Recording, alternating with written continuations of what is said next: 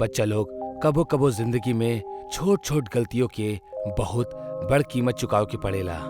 ऐसन गलती अक्सर लापरवाही से पैदा होखेली जेमे जान भी जा सकेली। ऐसन ही गलती रागनी कैले रहल जौन मध्य प्रदेश के बियाबान जगह पे आदिवासियन के विकास के लिए काम करत रहली। अचानक ओकरा फोन आइल कि ओकर पिता के तबीयत खराब बा, त जल्दबाजी में ऑनलाइन टिकट बनावे बैठ गइल। उ रात अमावस्या की रात रहल। टिकट हो गइल।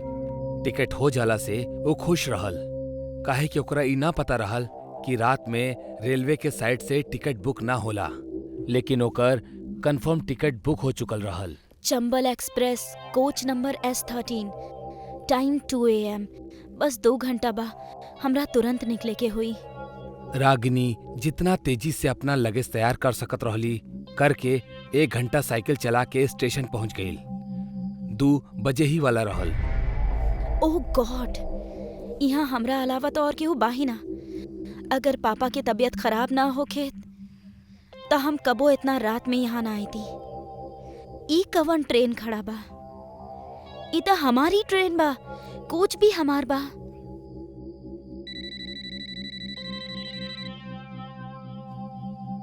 हाँ माँ, ट्रेन मिल गइल बा।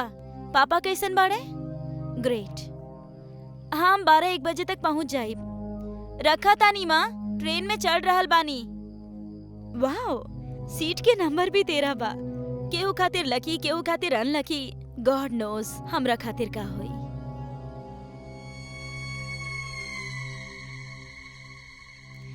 ई बॉगी में तो केहू बाही ना, कहीं कुछ गड़बड़ तो नहीं खे। छोड़ा यार रागिनी, इतना एडवांस दुनिया में दकियानूसी टाइप के कुछ मत सोचा। जल्दी से फ्रेश होके सो जा, ना तो पूरा दिन खराब हो जाई।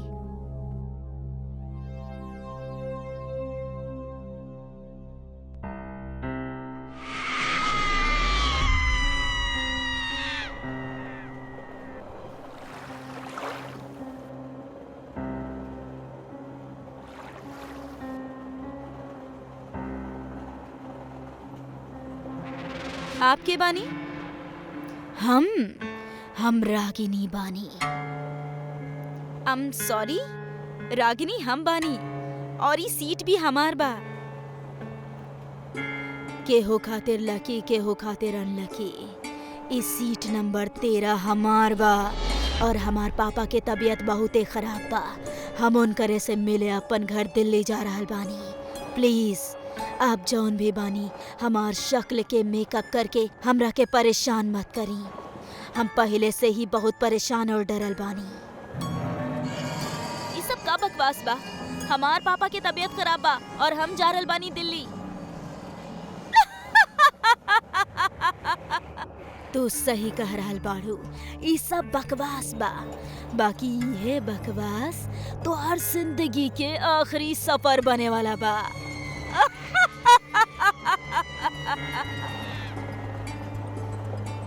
तू के? हम बानी।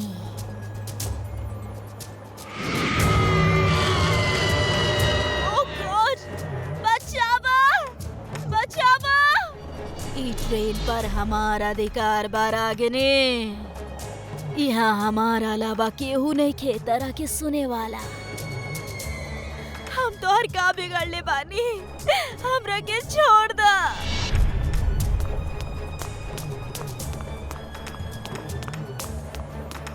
बिगाड़ल त हमहू केहू के कुछो ना रहनी। बाकी डिब्बा में जब आग लगल रहे त हमार मदद करे केहू ना आयल रहे।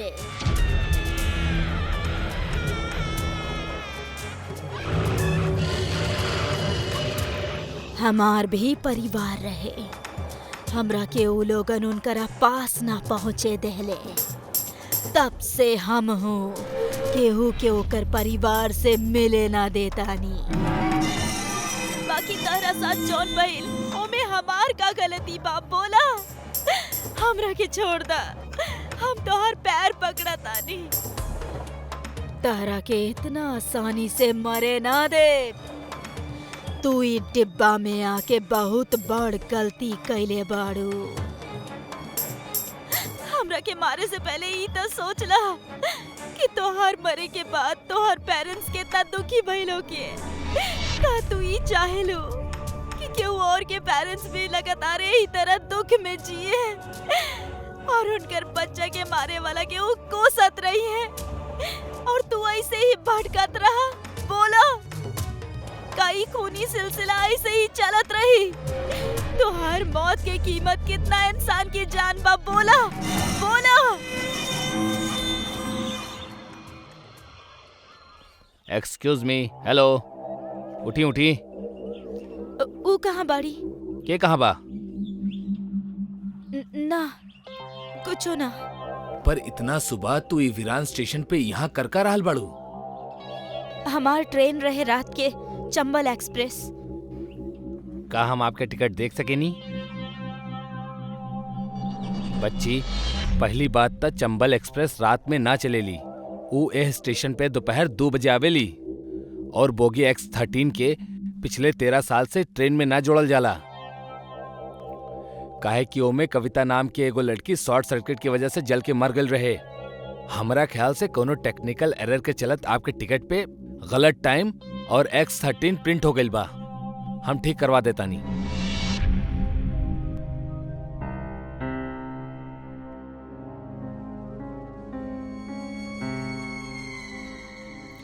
हमार मर चुकल भावना के जगावे खातिर तोहार शुक्रिया। अब केहू के फैमिली मेंबर S13 में चढ़ के ना मरी। हमार पेरेंट्स भी दिल्ली में रहेले, करोल बाग 12/26 में। प्लीज उनकरा से जाके एक बार कह दिया कि उनकर बेटी उनकरा से बहुत प्यार करत रहली। उनकर कविता।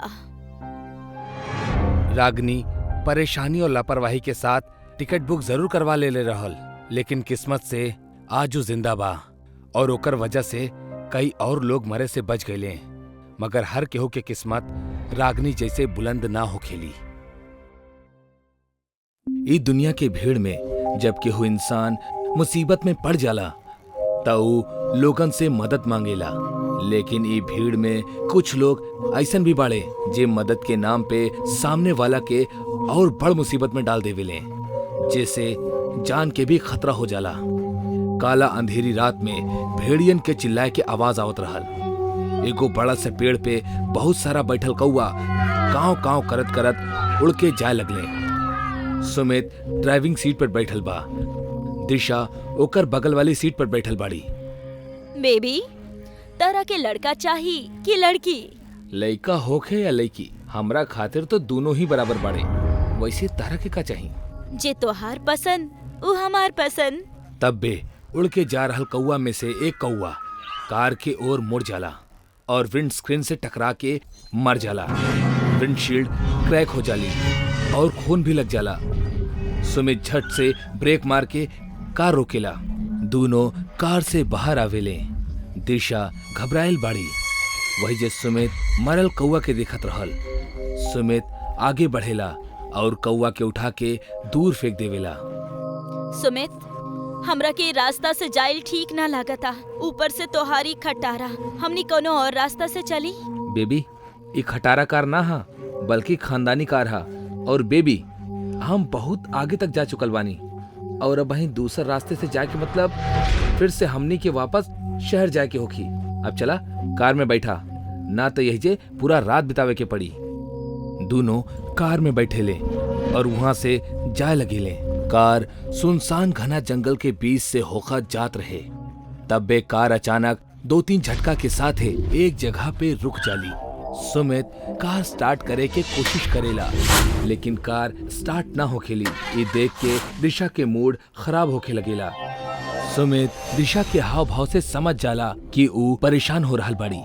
कुछ सोच के सुमित कार से बाहर निकलेला। सुमित कार के फ्रंट पे जाके बोनट खोल के फ्लोर चेक करे लगेला।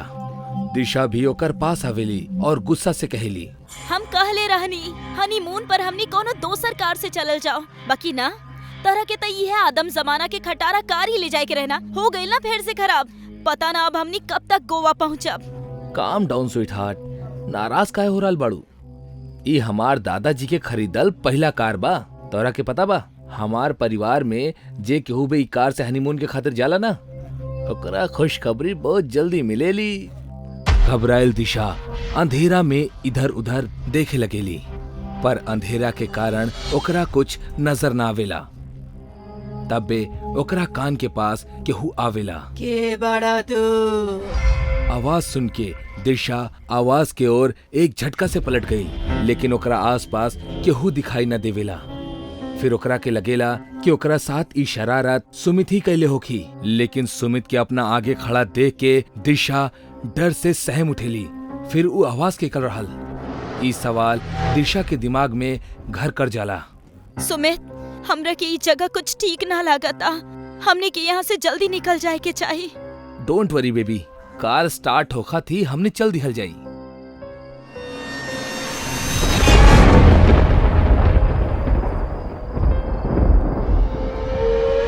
दिशा का भइल? चुड़ैल तोहर पीछे। सुमित मोबाइल की लाइट ऑन करके देखेला तो ओकरा पीछे एगो बूढ़ महिला दिखेली। लगातार बिजली कड़क रहल बाड़ी। दिशा के अबहिनो थोड़ा अजीब लग रहल बा। दिशा ही चुड़ैल ना बल्कि कोनो दादी अम्मा बाड़ी। दादी अम्मा, हमनी के कार खराब हो गइल बा। हमनी आज रात यहाँ आसपास कोनो रहे के जगह मिल सकेली का? सुमित, हमनी के ए तरह कोनो अनजान लोगन से मदद ना लेवे के चाहिए। ऊपर से ई दादी अम्मा कम चुड़ैल ज्यादा लगताड़ी हमरा के। अब हर केहू तोहरा तरह जवान और खूबसूरत तो ना लग सकेला ना डार्लिंग। डोंट वरी, ई एगो बुढ़िया बिया, एकर खुद के पैर कब्र में बा। ई भला हमनी के का बिगाड़ ली? पास ही एगो डाक बंगला बा जहाँ हम देख रेख के काम करतानी। तू दोनों वहाँ रुक सकेला। डाक बंगला के दरवाजा अंदर के ओर डरावना आवाज के साथ खुलेला। दरवाजा पे उषा और ओकर पीछे सुमित और दिशा खड़े हो खिले। तीनों अंदर आवेले कि तब्बे दिशा के ऊपर एगो सांप गिर जाला। दिशा चीखत चीखत उछले लगेली। उषा ओकरा से कहेली, घबराबा मत, नकली बा, खिलौना बा। हमार पोता और पोती एकरे से खेले ले। जाके मुंह हाथ धोला, हम खाना लगावतानी। सुमित और दिशा एगो कमरा की ओर चल देवेले। उषा जा समय उनकरा देखेली, वही जे ओकर चेहरा पे चुड़ैल के रूप भी नजर आवेला। सुमित और दिशा डाइनिंग टेबल पे बैठ के खाना खा रहल बड़े। उषा चुड़ैल के रूप में दोनों के खाना खाते समय साइड में खड़ा होके देखत रहली और स्माइल करेली। तब्बे दिशा ग्लास में पानी पियली और ग्लास जैसे ही टेबल पे रखेली, ओकरा थाली में खाना के जगह बहुत सारा कीड़ा मकोड़ा दिखाई देवेले। वो जोर से चीख उठेली और थाली दूर फेंक देवेली और उल्टी करे के कोशिश करेली। दिशा का भेल? दिशा का भेल? आर यू ओके? तू खाना काहे फेंक देलू? हमार थाली में छिपकली, गिरगिट और बहुत सारा कीड़ा मकोड़ा रहे। हम खाना ना कीड़ा मकोड़ा खात रहनी। तू होई खाना मत खा, फेंक दा सब कुछ। दिशा फेकल थाली की ओर देखेली ता ओकरा सिर्फ खाना ही नजर आवेला। फिर सुमित दूध के गिलास लेके ओकरा दूध पिए खातिर देवेला। दिशा दूध पिए लगेली, तब ओकरा लगेला कि ऊ खून पी रहल बाड़ी। वो गिलास में देखेली ता दूध लाल दिखाई देवेला। वो झट से गिलास फेंक देवेली और खून खून चिल्लाए लगेली। इतू का रहल बड़ो दिशा? देखा वहाँ ना तो छिपकली हा, ना ही गिरगिट हा और ना ही कोनो कीड़ा मकोड़ा हा। इट्स ओके, इला दूध पीला। सुमित एमे खून बा। हमरा के खून पिला रहल बड़ा। दिशा तोहरा के हो का गेल बा? तोहर तबीयत तो ठीक बा ना? ई खून ना दूध हा। लागता तू कुछ ज्यादा ही थक गेल बाड़ू। चल के सुतल जाओ। सुमित गहरा नींद में सुतल बा। दिशा के नींद ना आ रहल बा और ऊ बेड पे बैठल बाड़ी। ओकर नजर खिड़की की ओर जाली तो ओकरा वहाँ चुड़ैल खड़ा नजर आवेली। वो जोर जोर से चीखे लगेली और सुमित हड़बड़ा के उठ जाला और पूछेला, दिशा का भेल? सुमित और दिशा दोनों खिड़की की ओर देखेले पर केहू भी नजर ना आवेला। सुमित उठ के खिड़की बंद कर देवेला और दिशा से कहेला, दिशा जौन कुछ भी तू देख कर चीख रहा बाड़ू वो सिर्फ तोहार बहम हा और कुछो ना। तू आराम से सुत जा, सब ठीक हो जाई। ना सुमित, हमार बिलीव करा, वहाँ सच में कोनो चुड़ैल जैसन रहली। हम अच्छा से देखले बानी दिशा, वही जा कुछो नहीं खे। एनीवेज तू बहुत घबराइल बाड़ू, हम तोरा खातिर पानी लेके आवत नहीं, ठीक बा। सुमित किचन की ओर जाला, वही जा फ्रिज रखल बा। सुमित पानी निकालेला और फ्रिज के डोर बंद करके वापस मुड़ेला कि ओकरा के लगेला कि ऊ कुछ दिखले बा। वो फ्रिज वापस खोलेला और बुरी तरह हैरान रह जाला। फ्रिज में एगो कटल सर रखल नजर आवेला।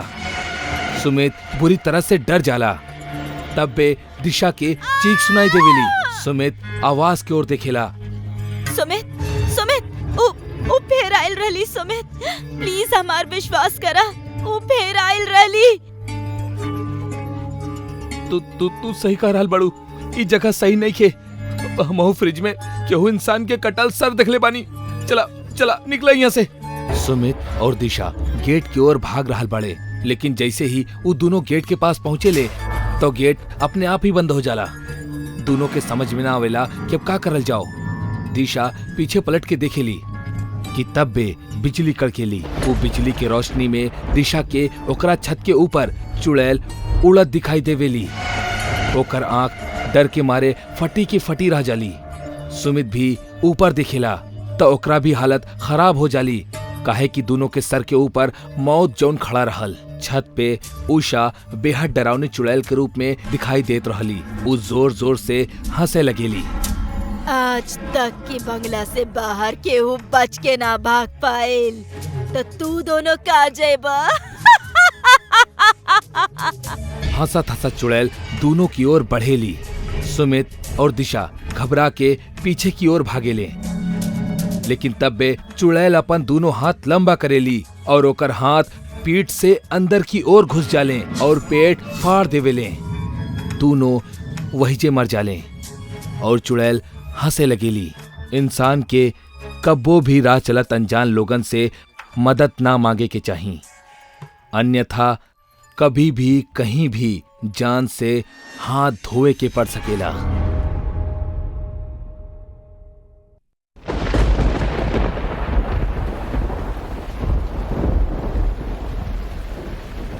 परेशान मत हो नीता, सब ठीक हो जाई। कुछ ठीक ना होके वाला तेज, कुछ ठीक ना होके वाला। निराश होके की जरूरत नहीं है नीता।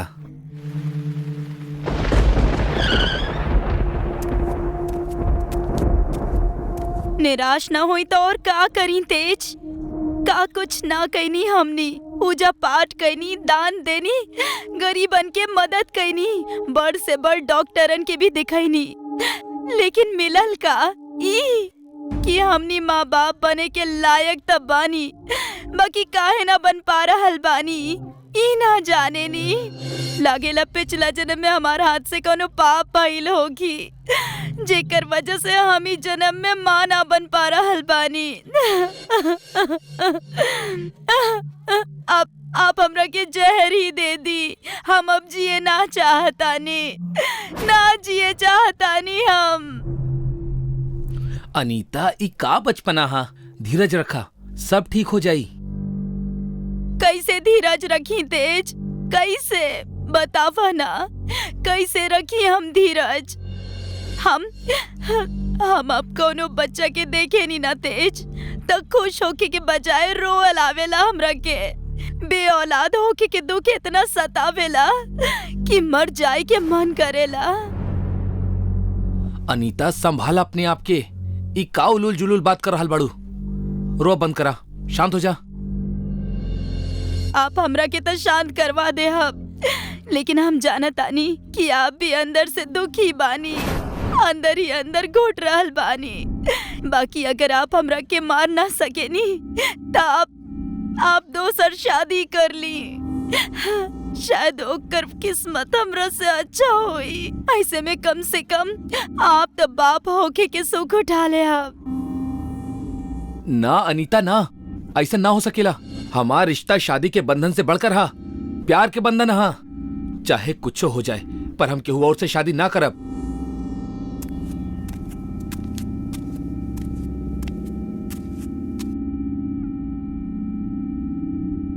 पानी पिया। ठाकुर जी, अगर आप लोग बुरा ना मानी तो हम एगो बात बोली। बोला। जीऊ, गांव के बाहर शमशान में एगो तांत्रिक बाबा आके बैठल बाड़े। हम सुनले बानी कि वो अपन शक्ति से सबके दुख दर्द दूर कर देवेले। हमरा के पूरा विश्वास बा कि उनकर आशीर्वाद से आपके संतान के सुख जरूरे मिली। बस इहे कहे के रहे ठाकुर जी। तहार जुबान कुछ ज्यादा ही चले लागल बा भावना। के हक देलस तरह के हमनी के बातन के बीच में बोले के? चल भागिए जैसे। काहे डांट रहल बड़ू बेचारी के नी था? ई त तहार भला ही चाह रहल बाड़ी। जब इतना लोग के मनले बाड़ू त एकर बात माने में कौनो हर्ज नहीं खे। मिल लेहल जाओ तांत्रिक बाबा से, हो सकेला उहे कोनो चमत्कार कर दे। बाबा जी रात के समय ही मिले ले।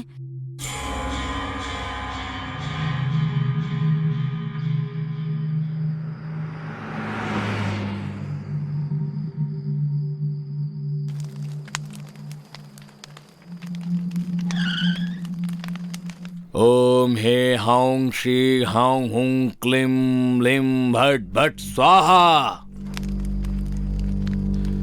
ओम हे हां श्री हां हुं क्लीं लिं भट भट स्वाहा। का चाही तोहरा के? काहे आयल बड़ा हमरा पास? बाबा, हम संतान पाए के इच्छा लेके आयल बानी आपके लगे, जेकरा खातिर हम हर दरवाजे पे नाक रगड़ चुकल बानी, मगर हमार हाथ सिर्फ निराशा ही लागल बा। अब आप ही हमनी के आखिरी सहारा बानी बाबा। बाबा के घर जे केहू भी आवेला वो कब्बो खाली हाथ ना जाला। तोहरा संतान चाही? ठीक बा, दे दिहब हम तोहरा के संतान। और कुछ? आप सच कह रहल बानी ना बाबा? बाबा कबो झूठ ना बोलेला मूर्ख औरत। अगर तोहरा के इतना ही संदेह आता, रास्ता तोहर सामने हा। जैसन आयल बड़ू वैसे ही लौट जा। ना ना बाबा, हमार मतलब ऊ ना रहे। आप जौन कहब ऊ हमनी करब। अच्छे से सोच ला, अब ही समय है। कहे कि एक बार हमार बतावल रास्ता पे अगर तू दोनों आगे बढ़ गईला त लौटब संभव ना हुई। आप रास्ता बताई बाबा, का करे के हुई हमरा के? बलि देवे के होखी। बलि? हम तैयार बनी बाबा, बताई बलि बकरा के देवे के बा या मुर्गी के? बाबा पहले ही कहले रहल कि रास्ता कठोर है, तू लोगन से ना हो पाई। हम समझी ना बाबा। त समझा, बलि बकरा या मुर्गी के नहीं खे, एगो इंसान के होखी। इंसान के बलि? इंसान के बलि? हाँ, इंसान के बलि, एगो लड़की के बलि, और उहो ऐसन लड़की के जेकर जन्म अमावस्या के दिन भइल बा। लेकिन हम ऐसन लड़की के ढूंढब कैसे बाबा? ओकरा खातिर त हम बानी ना। ओम ह्रीं क्लीं भट स्वाहा। ए लड़की के लेके आवा हमरा पास। ई तोहार आस पास ही रहेली। इता हमार नौकरानी भावना है बाबा। इहे तो हमरा के आपके पास भेजले बा। एकर बलि हम कैसे दे सकेनी? कहले रहनी ना, रास्ता कठोर है। कठोर हो जाइबा तो ही संतान का सुख मिली। जे रास्ता दिखौले बा उहे तू लोगन के नियति हा। आगे बढ़ा, जीवन मरण तोहरा हाथ में नहीं खे। जेकर जितना जिंदगी हा वो उतना ही जी। बाबा सही करल बाड़े तेज। जेकर जितना जीवन बा ऊ उतना ही जी। हमनी त केवल बहाना होई, और फिर ऐसन करके हमनी के संतान के सुख मिलेला त गलत का बा?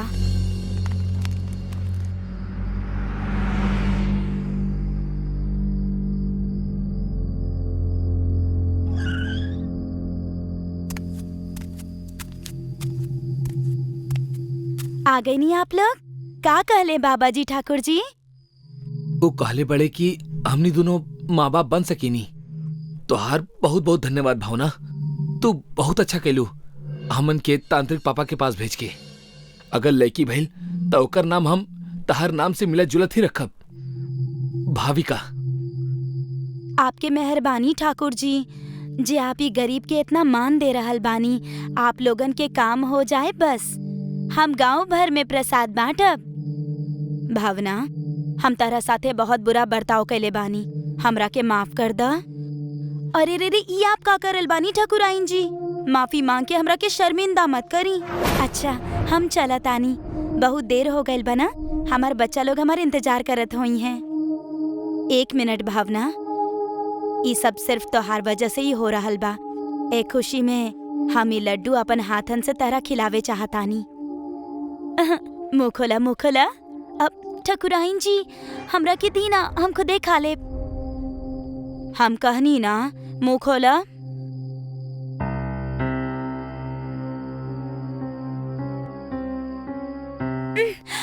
ठकुराइन जी, हमरा के चक्कर आ रहल बा, लगता हमार बीपी कम हो गइल बा।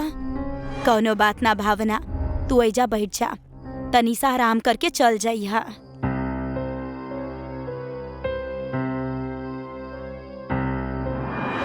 ओम है हूं श्री हा हूं क्लीम लिम भट भट स्वाहा। ई का कर रहल बानी बाबा जी आप? ठाकुर जी, ठाकुराइन जी, ई आप लोग का कर रहल बानी? कहीं आप लोग कौनो तांत्रिक टोटका खातिर हमरा मारे त ना जा रहल बानी ना?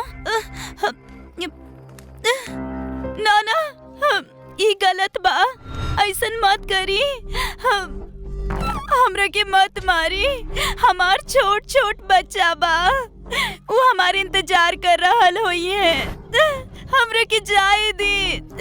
ठाकुराइन जी, अपन बच्चा खातिर हमर बच्चन के अनाथ मत करी। बस करा लड़की, तोरा शैतान एगो नया सृजन के खातिर चुन ले बा। तोहरा के तो खुश होके के चाही, खुश हो जा।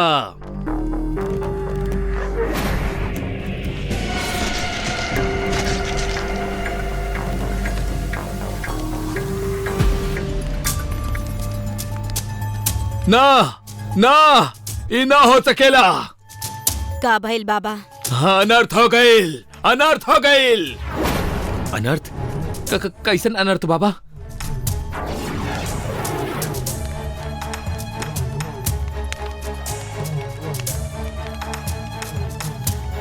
ई का हो रहल बा बाबा? मूर्ख आदमी, सब कुछ देख के भी तोहरा के समझ में ना रहल बा कि हमार तांत्रिक विद्या उल्टी पड़ गइल बा। तू सब लोग का सोच ले रहला? हमार बलि देके हमार बच्चन के अनाथ करके तू लोग संतान के सुख पाले बा। ये हमार गलती रहे जे हम तोहनी लोगन के ई ढोंगी तांत्रिक के पास भेजनी। पहले हम मरनी और अब तू सब मरबा। ना, हम तोहरा के ऐसा ना करे देहब। ओम हैंग हुंग श्लिंग हांग हुंग क्लीम ब्लीम भट स्वाहा। ना भावना, हमनी के माफ कर दा। हमनी संतान के चाहत में अंधा हो गइल रहनी, माफ कर दा हमनी के। अच्छा कर्म करे वालन के भगवान मिले ले, और बुरे कर्म करे वालन के अकाल मृत्यु। अनीता! बुरा करबा तब परिणाम भी बुरा ही होई।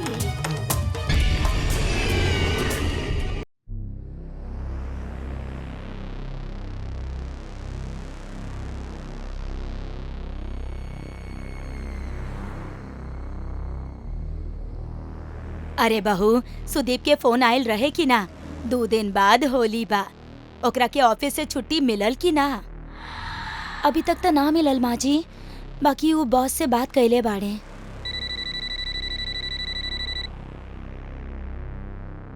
अरे सुदीप, अभी तहार ही बात करत रहनी। कैसन बाड़े तू बेटा? हम अच्छा बानी माँ। तहार छुट्टी के का भइल? बहू बतावत रहली कि तरह के छुट्टी ना मिलल। उहे बतावे खातिर फोन कैले बानी माँ। ऑफिस से छुट्टी ना मिल रहल बा, हमार अब मुश्किल हमा। लेकिन आप चाहिए तो आप हमारा पास भोपाल जरूर आ सकेनी। आपके त हमरा पास आवे के खातिर केहू के छुट्टी की अर्जी भी ना देवे के बा। हम अपन घर छोड़ के कहीं ना जाए वाला बानी। हाँ, करुणा तहार पास जाए चाहे तो हम ओकरा के रोकब ना। ठीक बा, जैसन आपकी मर्जी। अच्छा माँ, हमारा ऑफिस से हमारे एगो दोस्त मनोहर आज सुबह ही मुंबई के खातिर निकलल बा।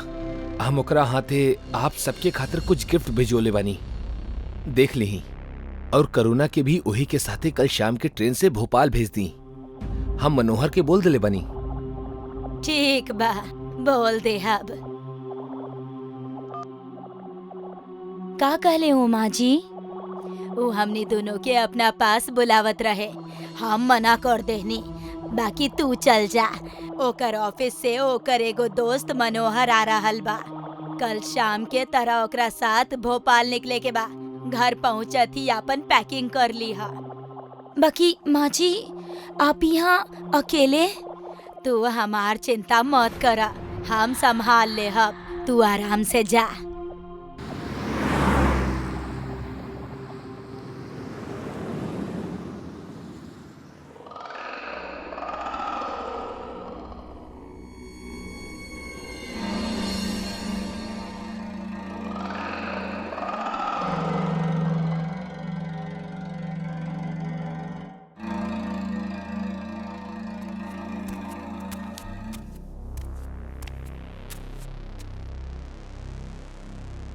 माँ, माँ, माँ।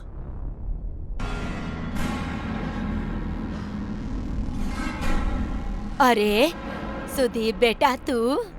बाकी तू तो ना आवे वाला रहला ना, फिर अचानक कैसे? अरे माँ, लास्ट मोमेंट पे बॉस छुट्टी दे देले तो हम चले नहीं। करुणा कहाँ बिया माँ? करुणा, करुणा। काहे मजाक करताड़ा? करुणा तो तारा साथे होई ना। तनी देर पहले ही तोहार दोस्त मनोहर लेके गइल बा ओकरा के। नहीं माँ, वो हमरा साथ नहीं खे। हमरा के लागल मनोहर से पहले हम पहुँच जाये, तो हम ओकरा के कॉल ना कईनी। एनीवेज, हम ओकरा के वापस आवे खातिर बोला तानी। प्रणाम माँ जी। मनोहर, अरे तू यही जगह कर रहल बड़ा? अरे यार, वो बॉस अचानक से छुट्टी दे देले तो हम भी फ्लाइट पकड़ के आ गई नी। हम तोरा के ही फोन करत रहनी। करुणा कहाँ बिया? मतलब हम ओकरा ही तो लेवे आयल बानी। मतलब करुणा के तू लेके ना गईला? नहीं, का भइल? माँ, करुणा केकरा साथे भोपाल गेल बिया? सुदीप, कुछो गड़बड़ बा, जल्दी से दया के फोन करा। हेलो दया, सुदीप बोल रहल बानी।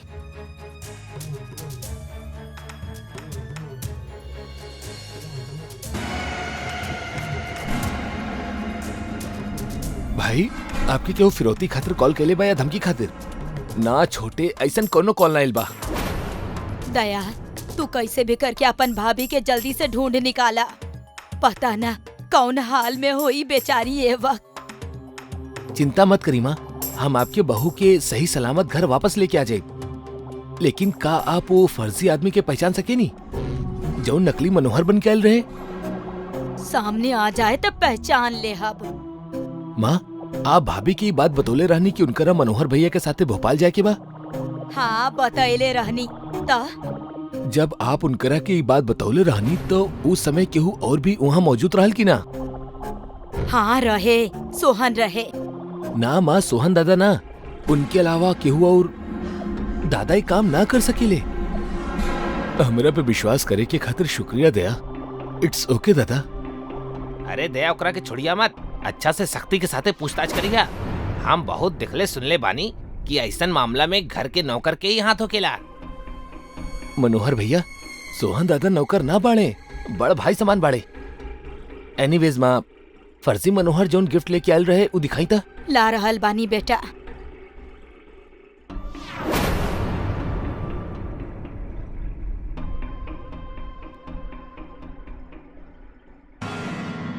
ई ले रहे ऊ।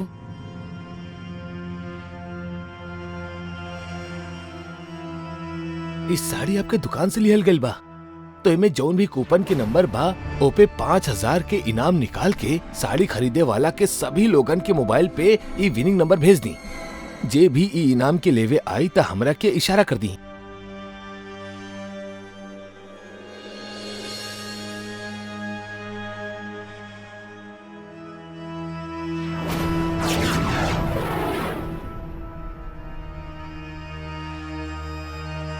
ना दया बेटा, ई ऊ आदमी नहीं खे। टेंशन मत ली माँ, ई ऊ आदमी ना हा त का भेल, जाई ई उहे आदमी के पास। चला भाई, वो बाइक के पीछे चला, जल्दी चला।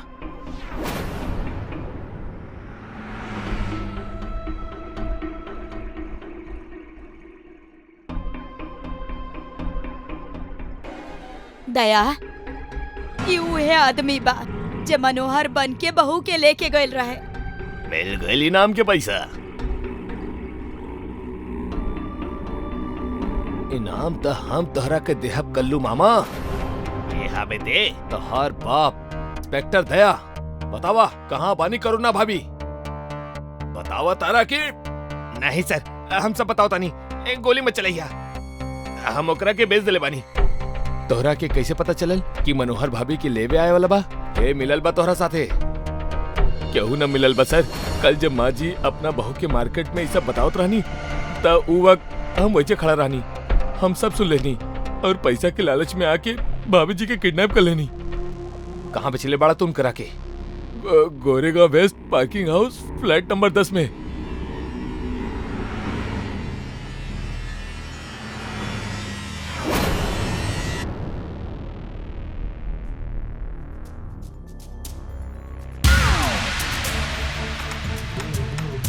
बस करा सेठ जी, अब वहीं के खातिर इतना ही बहुत बा। बाकी के कपड़ा हम पुलिस स्टेशन में उतार दे।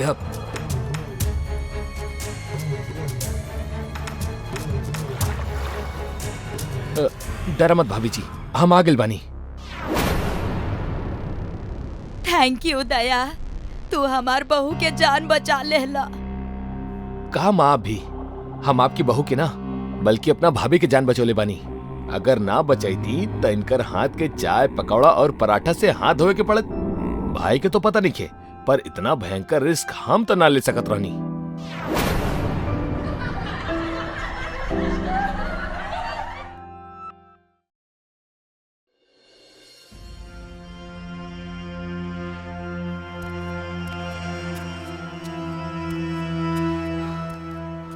गाइस, थोड़ा और चढ़ाई करे के बा, फिर हमनी पहाड़ के चोटी पर होखब।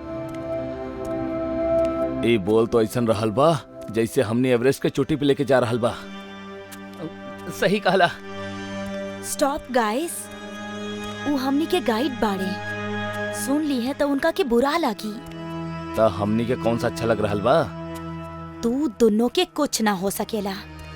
गाइस, फाइनली हमनी चोटी पर पहुंच चुकल बानी और कुदरत के खूबसूरती आपके सामने बा।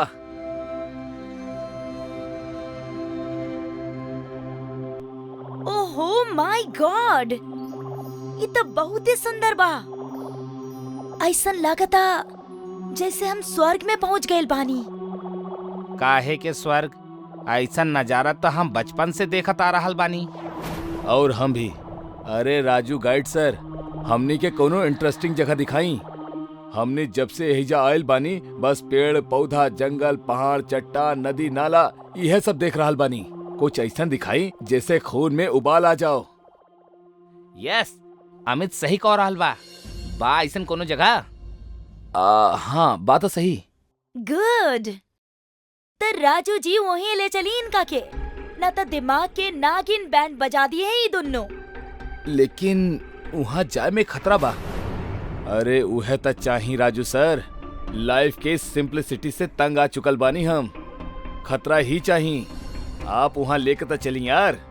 बिल्कुल। वैसे वो इंटरेस्टिंग जगह बा का? काली पहाड़ी के गुफा। अरे बाप रे, का नाम बा, काली पहाड़ी के गुफा। अरे सर, कहाँ छुपा के रख ले रहला ई मस्त जगह। नाम में ही एक्साइटमेंट है। वैसे खास बात का है ई काली पहाड़ी के गुफा में? ई गुफा के बारे में बहुत सारा बात बा, लेकिन हमार दादी जौन हमरा के बतौले रहनी उस सबसे अलग बा। और का बतौले रहनी? ई गुफा लगभग 500 साल पुरान बा, जेमे एगो खूंखार तांत्रिक रहेला।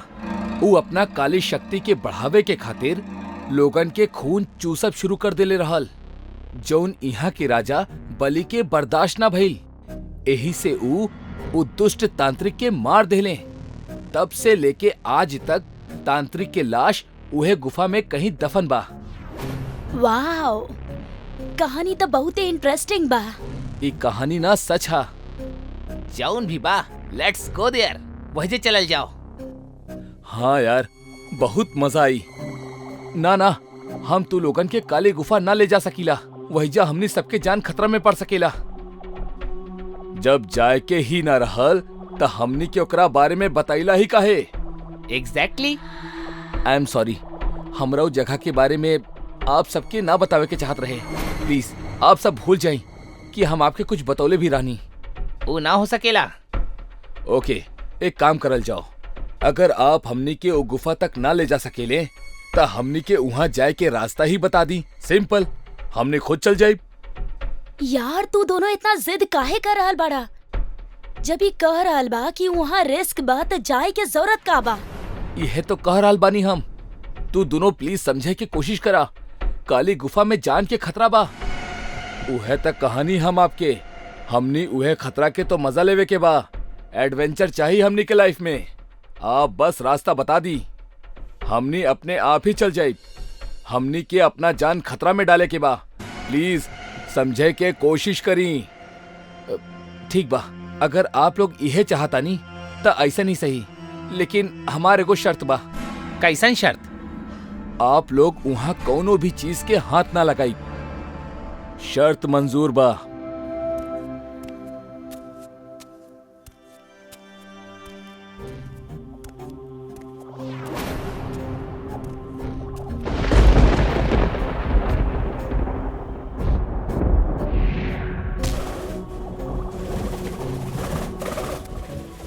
झुक जा।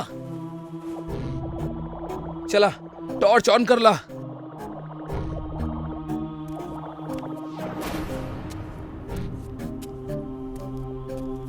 वाओ, का गुफा बा यार, सो ब्यूटीफुल। सचमुच कहानी से भी ज्यादा मजा था एकरा के देखे में बा। प्लीज कोनो भी चीज के छुइया मत। टेंशन मत ली सर।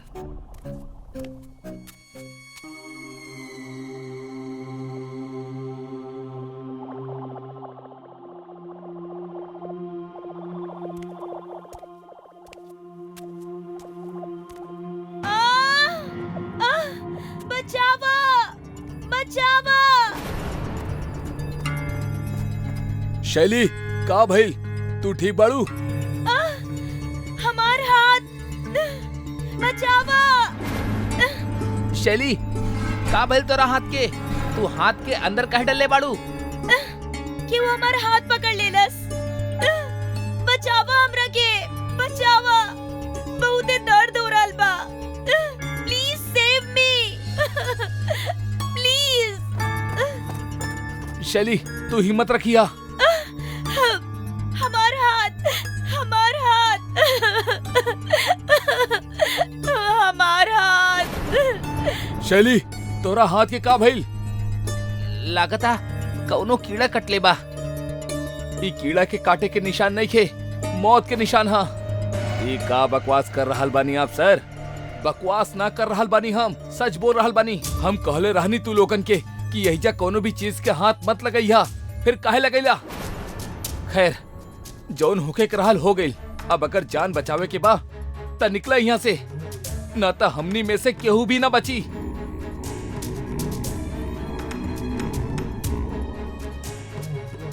ना भगबू त मरबू। यहीजा शैली दर्द से करहा रहल बिया और आप बड़े के कुछ भी अनाप शनाप बक रहल बड़े। हाँ, बंद करिए अपनी बकवास घटिया नुसी बात के। तू लोग समझत काहे ना बाड़ा? वो जागे वाला बा, निकला यहाँ से। प्लीज सर, आप 1 मिनट चुप रही और हमरा के शांति से पट्टी करे दी।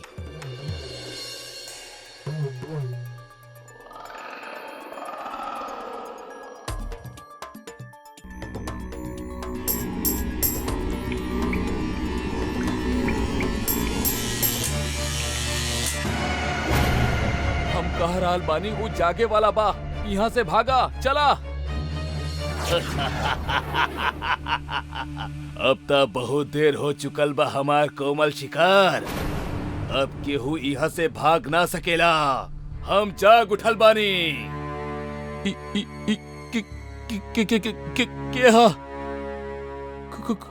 खूंखार तांत्रिक, मतलब हमने जौन सुनले रहनी वो कहानी ना सच रहे। तो तहरा के का लागल कि हम मजाक कर रहल बानी? हमार तो कुछ समझ में ना आ रहल बा। बोला, सबसे पहले तू लोगन में से के हमार भूख के मिटाई, जल्दी बोला। हम 500 साल से भूखा बानी। तू आवा, तू भरा भरा सा लागत तारा, आवा हमार भूख के मिटावा। ना ना, हाँ हमरा पास मत आवा।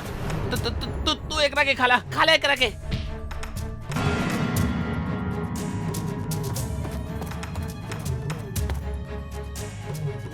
हम तोहरा खून से ही जीवित भइल बानी, यही से तहार खून आखिरी में पियब, तब तक जीला अपन जिंदगी।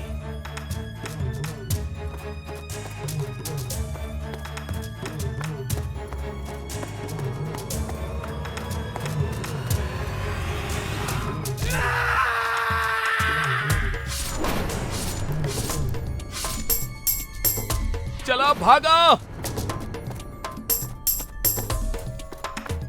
कहाँ तक भगवा?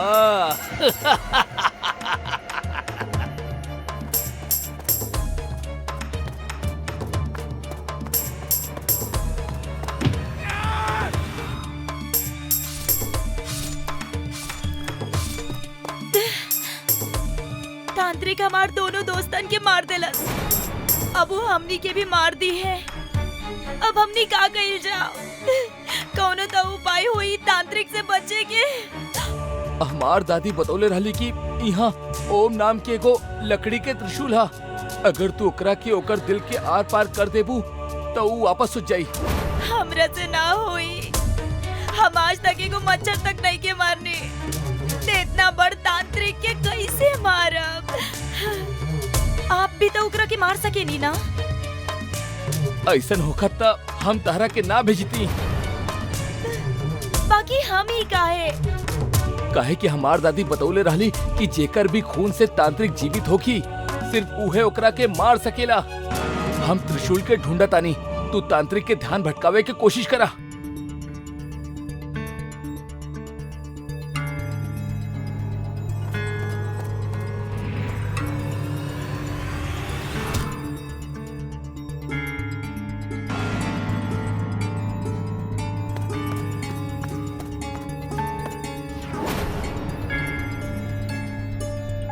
शैली हिन्ने,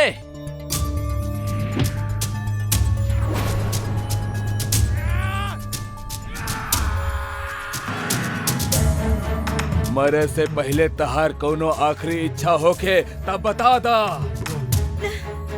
तू हमारा आखिरी इच्छा पूरा करबा? तू ही तो जीवित कैले बाड़ू हमरा के, तहार इच्छा पूरा करब धर्म हा हमार। बोल का चाही तोहरा के? तू कुछ देर खातिर मूर्ति बन जा। प्रयत्न अच्छा बा, पर बच ना पाइबू, लेकिन इच्छा पूरी करे के ही होखी। शतनाम फट फट।